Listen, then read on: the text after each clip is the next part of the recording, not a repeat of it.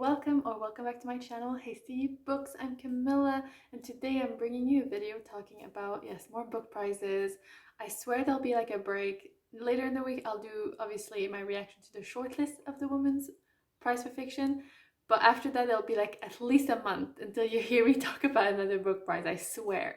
But for those who are up for it, today I'm sharing my reviews of the books that I've read from the Women's Prize for Fiction long list, as well as, I guess, some sort of predictions for the shortlist, which is being released in a few days, and I'm very excited. As a bit of a summary, the Women's Prize for Fiction released their long list of 16 books about like a month ago, or was it even earlier this month? I feel like it wasn't that long ago. And in this video, I'm going to go into like what I've read, what I've liked, reviews, just generally what I thought. Of the long list, I read or am in the middle of reading 8 of them, and there's 8 that I haven't touched at all. So let's start with the ones I haven't looked at yet, because those are books that I've not been able to get my hands on, or books that I'm less interested in. So the first 4 are the ones that I couldn't find a copy. I tried like on my multiple apps, subscription, library, anything, like short of probably ordering them and buying them. I couldn't find them. The first one is Salt Lake by Lulu, Allison, the one with the cows and everything. I've been hearing reviews of it.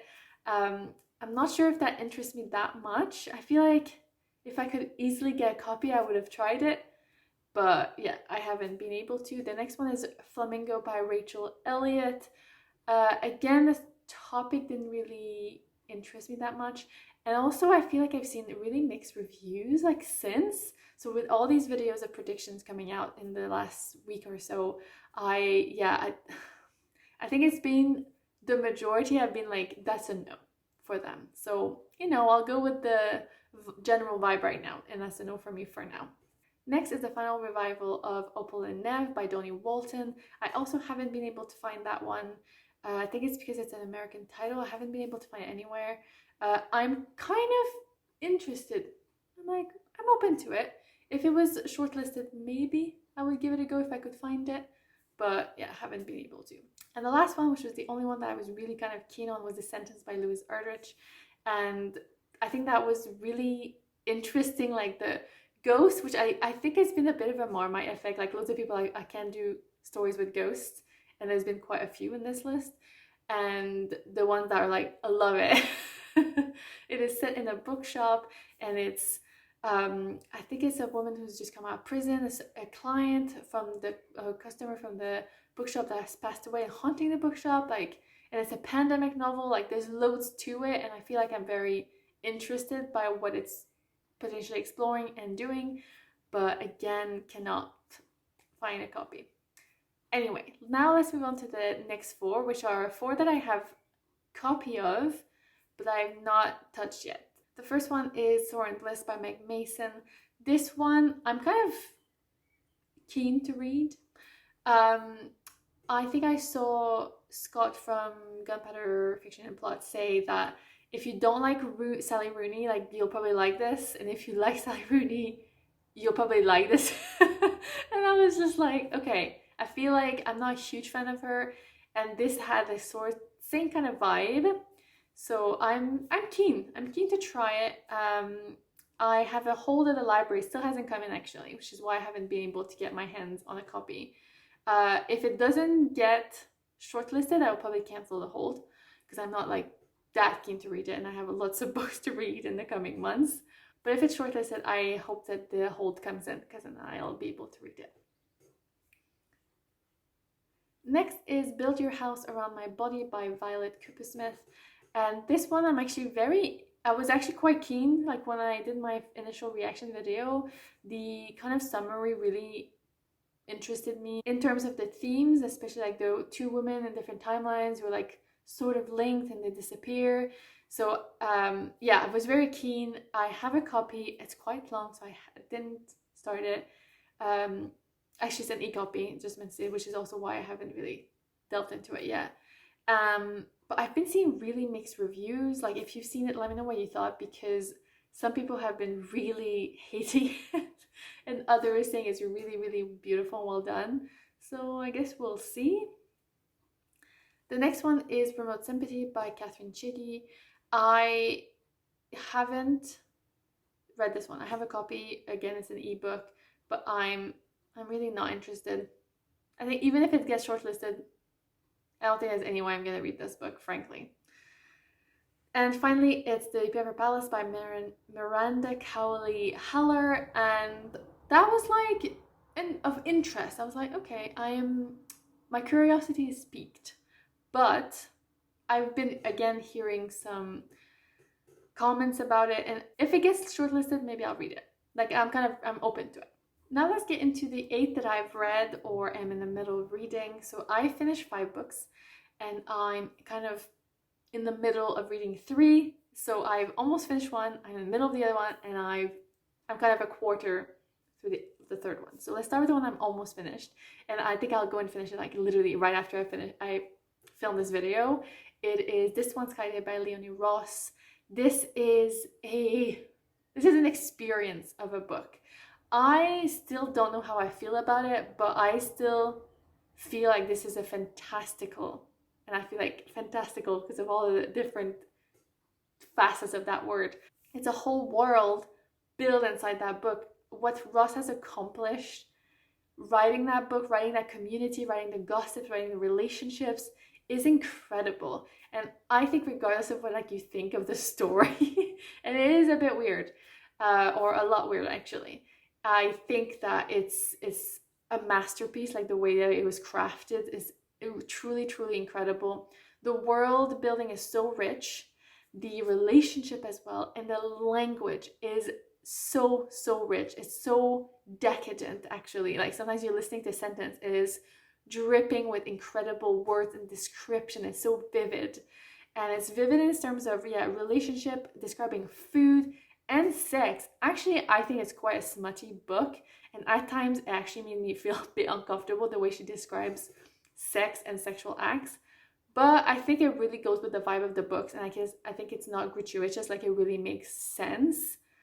That said, I still haven't finished the book. I'll go and finish it after this. I'm quite keen to see how it ends. The one note I do want to say about this book is that I'm really keen to reread it. And what I mean is that I actually read the intro to this book about 3 times because I was so confused. It goes between characters left and right, and you're like, oh, and this person was sleeping with this person and was friends with this person and was like parentage is this person, and then their neighbors are this person, and they live along with this, and it's a lot. So I kept being like, who is this person already? Like I've forgotten. It's getting more concrete, but I really feel like I need to reread it, and I think I'm gonna want like a proper copy for myself to be able to like properly dive into it. And just I've been trying to read it as fast as I could, trying to do it before the shortlist is announced, but I feel like it's a book to relish in and really take your time to appreciate. Next, the book that I'm about halfway through is The Bread the Devil Need by Allen-Agostini.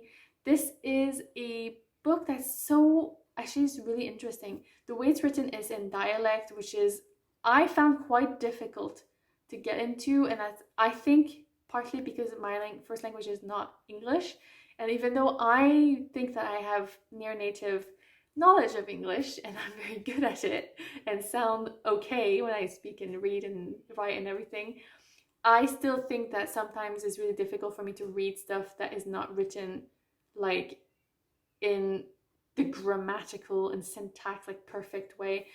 And I sometimes found myself in this book having to say things out loud to try to make sense of it. I have that actually when I read Scots, because it's very much a dialect that is spoken and that has to be spoken. So I find that easier for that. So just, a little note on that. It portrays a woman who's in a relationship that is domestic abuse, but oh my god, it's done so well. I find this incredible. Like the more I'm reading, the more I'm like, wow, the way this is being portrayed is something I've never read before, like the way that she's done it. And the themes that she explores are so tough, but she's doing it in an incredible way, and I think this is a book that's really, really worth a read. There are some really graphic scenes, really difficult to read at times, but it's just done so well. And the main character, you're like really rooting for her, and I don't know, I just found myself really engaging with her really strong personality. Like she's really like she's a boss at her job, and she's like does all these things, and she's just like, I won't let people tell me what to do kind of thing. Like she's in charge of things, but at the same time she also has that aspect of herself where she thinks she doesn't have a choice and stuff like that. And yeah, I think it's incredible. I can't wait to finish it. It's really good up to now. And finally, the third book that I haven't finished yet is Great Circle by Maggie Shipstead. I'm maybe a quarter of the way through it. It's quite a brick. I'm going to try to finish it by next week because I have to return it to the library actually. But I have some thoughts about this book, but I just feel like they're incomplete because I haven't finished reading the book. I thought that the first chapter was truly, truly majestic. Like I actually read it and I was like, wow, it stunned me how beautiful it was, how amazing. I read it out loud to my husband. I was just like, wow, incredible. But then to me, it's been downhill since that point, since the beginning, basically. It's really interesting to follow the main character, like the one who wants to do the Great Circle, who wants to circumnavigate the world. I think it's Marion. And like it starts basically like, we start a bit like with how her parents met and then how she came to be born, and yeah, and then her life. And she's still a child or a teenager where I'm at right now. So I'm kind of like, oh, okay, I'm very intrigued by her story and I want to read more of it, and I can't wait to get to the actual bit, you know, of adventuring, because I feel like that's what the book sells in its summary. So I just want to get to that. The main problem I have with this book at the moment is the Hollywood modern day timeline. I'm really not liking it. It's written okay. Like, I mean, I find like the way it's written, it's very believable. It's written well, but I just really don't like it. I don't like the characters. I just don't know why I should care at the moment about the storyline. I know it's probably going to come in, well, I hope so, that it comes like and becomes like useful to the storyline and how the two narratives are going to actually connect. Obviously, the Hollywood actress is playing Marion in the film, but I just feel like, except for that, what's like, who cares? Like, what's the point, you know? So yeah, so that's like all the thoughts I have up to now. But up to now, I think it's quite good. It's clearly like a big brick. Again, it feels like one of these books like this one, Sky Day, where it feels like it was a proper exploration and journey that the author went through to write this book. And it's really like they've given us this novel that's like multi-generational almost, because we start like well before the main character is alive, and it's multi-timeline, and there's a lot to have crafted on this book, but I just don't know yet how much I like it. All right, and finally, let's talk about the 5 that I've actually read and finished, and I can give you my full thoughts about. Well, full thought, I'll try to keep it short because this video is going to end up being far too long, but I did want to give you my reviews, because when I make my wrap up for April, I think I'll be just referring back to the videos to give you my reviews. So let's go from the book that I like the least to the book I like the most. So like we'll end on a positive note. So the book that I read that I liked the least was The Exhibitionist by Charlotte Mendelson. I actually really, really disliked this book. I gave it a 2-star. I think in other circumstances I wouldn't have read this book, and I probably would have DNF'd it. So no, but I feel like in other circumstances, potentially I could have given it a 3. But compared to all the other books I've read, I just couldn't in good conscience give it the same rating as other books that I've read from the long list. So I gave it a 2-star. It wasn't that it was badly written. Like, I feel like it was fine. I didn't get hit in the face by like, you know, writing style, like the way it wasn't like bad. But the premise of it is that there is a narcissistic patriarch who's an artist who's about to have an exhibit, hence the exhibitionist. And he believes that he lives in the shadow of his wife and he wants to get out of it. But really, she's the one who's been living, I guess, almost like in a shadow, because she's always trying to smallen. I don't think that's a word, but whatever. Make herself smaller to not be like, not go and shadow him and everything like that. And I think it really is an interesting portrayal of basically being gaslit and being is emotional abuse. And it goes again with their children. But my main issue that I had with this book is that basically the characters are all very one-dimensional for me. They were felt almost like caricatures, and whenever I felt like, okay, maybe I'll start caring for this character, then no, like it just, I feel like it was surface everything. And also there's no growth, no growth at all. You really wonder why you were reading this. Like, it's just, I feel like there was just nothing about it. Yeah, I'm definitely not recommending it. I wish I hadn't bothered reading it. I think that all says a lot about what I thought about The Exhibitionist. So on that note, let's move on. The next book on my list, we're going up, is Careless by Kirsty Capes. So I've put that one here, but I think it's sort of equal with the Book of Form and Emptiness by Erdrich for me.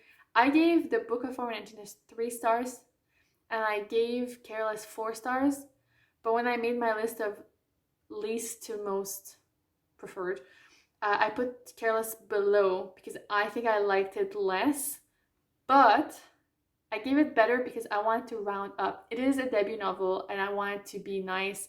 I think it is a good book, so let's get into my thoughts. I think this is a good book. It is well written, and yeah, especially for a debut novel. The beginning of the novel for me was difficult to get into a little bit because it felt very much like, I am writing this book and I want this book to be a book that will win a prize.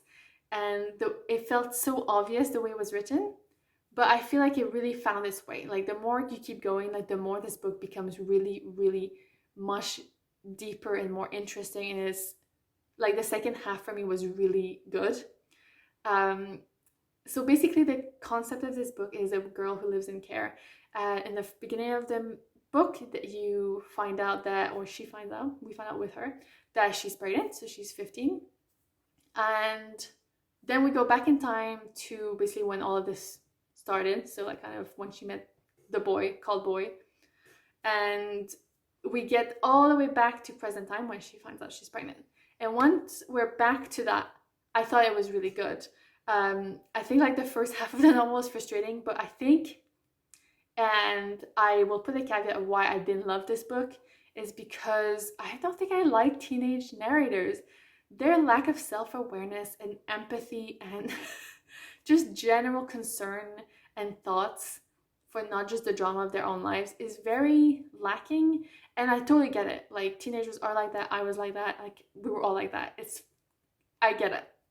But it's frustrating, and I just feel like I'm moving on and I just don't want to dwell on that. So I think that that's why I didn't love the first section. The main character acts like a cow for most of the book, and that's not my words, that's hers, okay? This is literally quoted directly from the book. She says that she acts like that, and she kind of does, I have to say. Like, she is reacting to the situation she's in, which is extremely difficult. Like, she lives in care with a foster mother who clearly does not actually care for her, and she lives like in quite working class, poor town in England, and there's just a lot of like the oppressing environment on her, and I totally get the way that she's reacting to it. I really feel like there's a lack of responsibility taken for the choices and actions that she takes, and again, that's kind of a teenager thing to do, and I get it. And she is quite a victim of her circumstances, to be fair, but which I guess is something really interesting about this book, is the way that it deals with all of that. But because the teenager is the main narrator, sometimes I feel like it really lacked nuance, and it really lacked empathy for a lot of other characters as well, to me, I found. But I did think that it was a very, very truthful and realistic portrayal of that age. And I just love to see a character that was in care. That's not something that I know a lot about. I have a friend of my family back home who did foster loads of children, and some of them who are still living with her. That is something that is so important, and it's great to see narrative in it. And I think it was an interview, Kirsty said that she wanted to do like a realistic portrayal but also end on a note of hope, and I think this book really does that. And that's what, to me, like toward the end, it really got good, and the character has real growth, and that's why I loved about that book. That's like the aspect of it that I think like she grows a lot, and she becomes so more assertive, and she knows what she wants, and she's taking actual actions and decisions, and that are like purposeful. And I just, yeah, I thought that was beautiful. I feel like I'm rambling on, but I feel like when I don't love a book, I have to explain why, and I had loads of thoughts about this book. And the last thing I want to say is about the storyline with her best friend Eshal, who's from Bangladesh, I believe. I felt very weird about that timeline at times. And I think that it was added as a contrast with her own family situation, because her parents care a lot about her, and yeah, I think that was really nice. But the main character's kind of interaction with her best friend seems to be complete projection of her own issues, and at times even like she's trying to not think of her own situation, and she's focusing totally on her friend. Like, oh my god, that's happening to you, I can't believe it. And it's like, you're literally a 15-year-old pregnant girl, what are you gonna do? You need to decide now. So yeah, so there were things that I didn't love, things that I liked. Generally, I thought it was a good book. I don't think I would recommend it, just because I didn't love it that much. But if reading about a child in care, or teenage pregnancy, or like just that kind of relationship, I think if that's something that interests you, then go for it. You'll probably like it. But just generally, if that's not really your type of stuff, then yeah, I would definitely stay away from it. Okay, I feel I ranted far too long about Careless. The next one is the Book of Fire and Emptiness by Ruth Ozeki, and I'm going to try to keep my thoughts concise on this one. And the main problem I had with this book is that it was far too long. It really needed to be edited down. I think a lot of people have DNF'd it or did think it was just far too chunky. It's not that I don't like chunky books, like I'm all for it. I'm in with the, you know, Great Circle at the moment. It's fine. But this, oh my god, I think it was the pacing as well. It felt really odd at times, and the book is a narrator, and at times that felt very jarring as well for me. I didn't like it. I didn't like the relationship with the kid as well. The whole thing felt a bit bizarre. So I listened to the audiobook, and I think it was Gemma from Gemma Books that said that she has this pet peeve about male narrators of audiobook who like put on these weird voices for female, and I have to completely agree with her. In this book, I thought the narrator did a really great job generally, but whenever he did the voice of the mother, already that the mother has clearly mental illness, it felt like it just added that extra thing, which he didn't have with doing voicing the Benny, the son. So yeah, I thought that was iffy. So yeah, the main thing is that I thought it was too long, but also I thought that it explores mental health, and I think a lot of the books on the list do that, and it's very interesting. But I thought it was really weird because it talks about mental health and mental illnesses and the way that some society reacts to it, and I thought that was really interesting. But then there was a lot of magical realism, because it felt like, oh yeah, he's not actually hallucinating these things, like he's actually, it's like the magical realism of like the books or the feelings he gets and all of that. And I was just like, wait, but which one, you know? Are we dealing with mental illness, or are we dealing with magical realism? Because it can't be both, I feel. Or maybe you're using magical realism to then portray or explore mental illness. I had strange feelings about it. Anyway, the bit of the story that I liked the most was the wannabe Marie Kondo character. I love the storylines where she would appear and be like, oh, I got this letter from this woman who's like a hoarder. And I just love like her general vibe. I really like that. Generally, I thought it was okay. I would definitely never revisit this book. I don't think I would recommend it, just generally because, my goodness, it is a journey, because it is so long. You have to be in for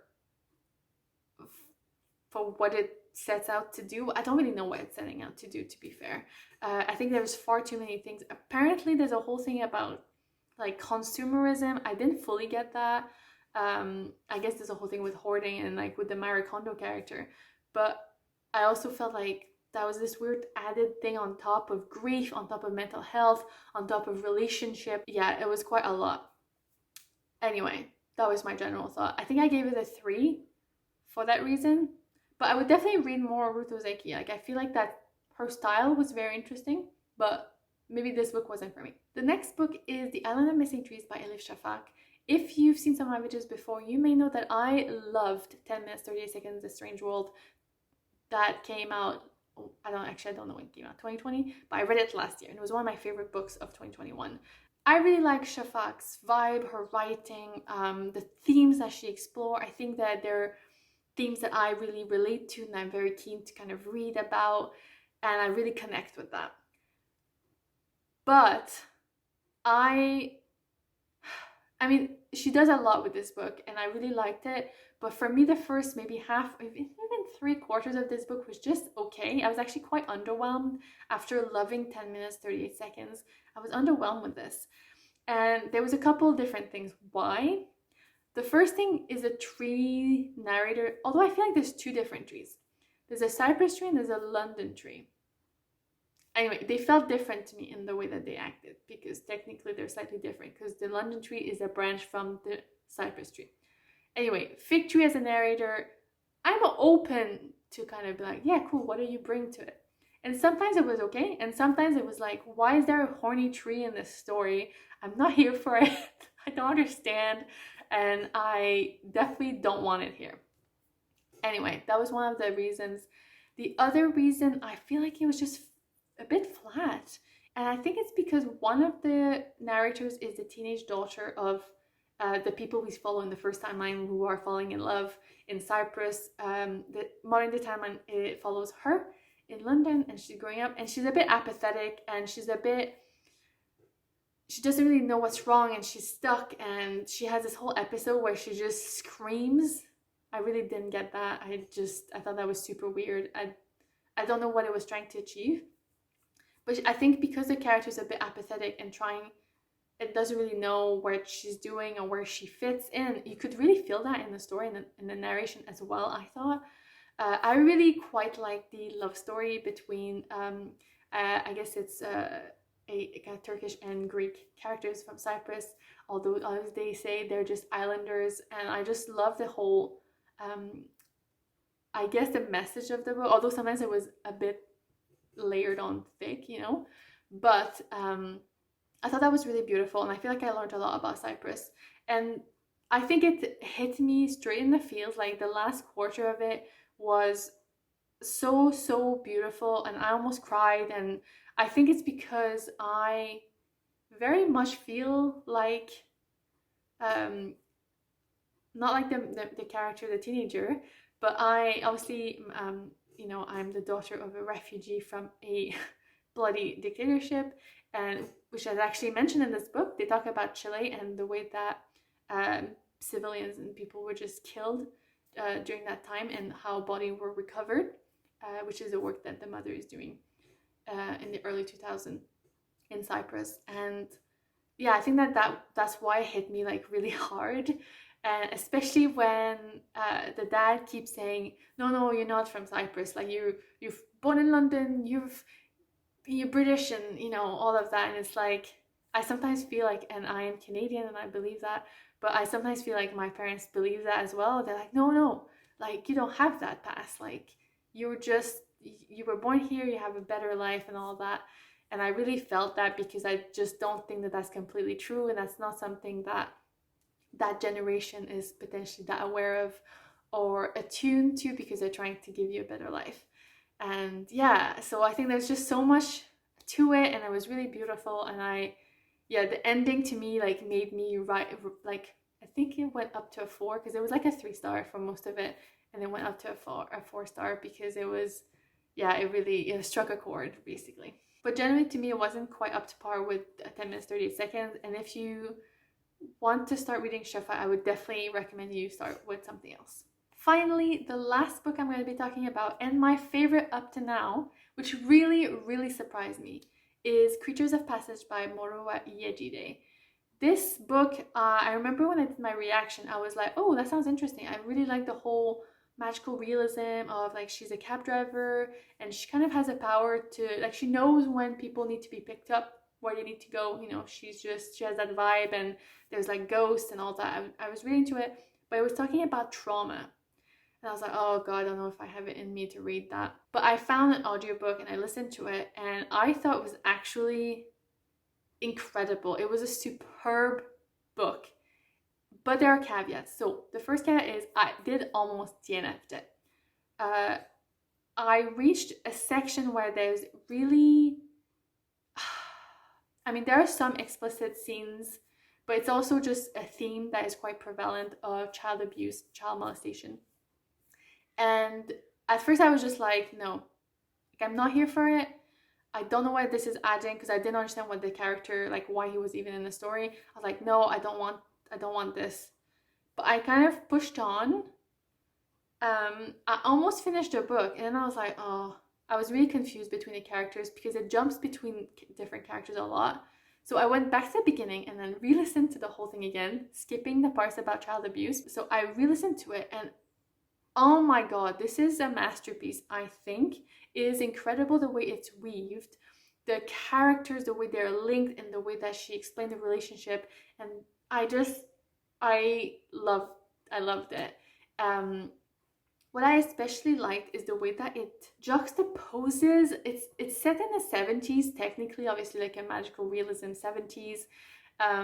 It hints to the past, it hints to the future, it hints to so many things that have come and that have been, and it's just, yeah, I thought it was incredible. I really liked the magical realism aspects of the ghosts.